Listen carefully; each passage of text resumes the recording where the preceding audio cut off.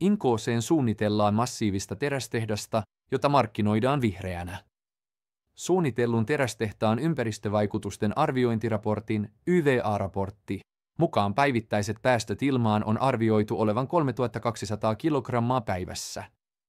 Näistä hiukkasia on 330 kilogrammaa, rikkioksideja 1100 kiloa ja typpidioksideja 1750 kilogrammaa.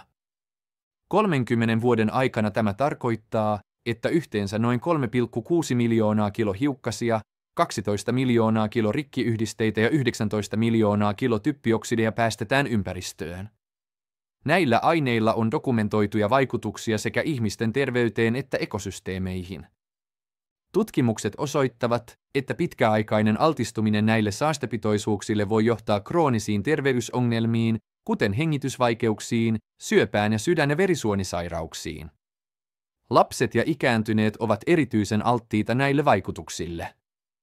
Ympäristöllisesti nämä päästöt voivat johtaa maaperän ja veden happamoitumiseen, mikä vaikuttaa kasvillisuuteen ja eläimistöön. Esimerkiksi raskasmetallit kuten lii ja kadmium voivat kerääntyä maaperään ja veteen, mikä vaikuttaa ekosysteemien tasapainoon. On parempia vaihtoehtoja, jotka ovat todellisesti ympäristöystävällisiä.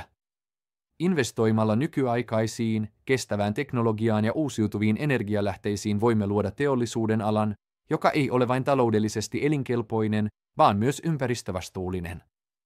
Valitkaamme tie, joka suojelee terveyttämme ja planeettaamme tuleville sukupolville.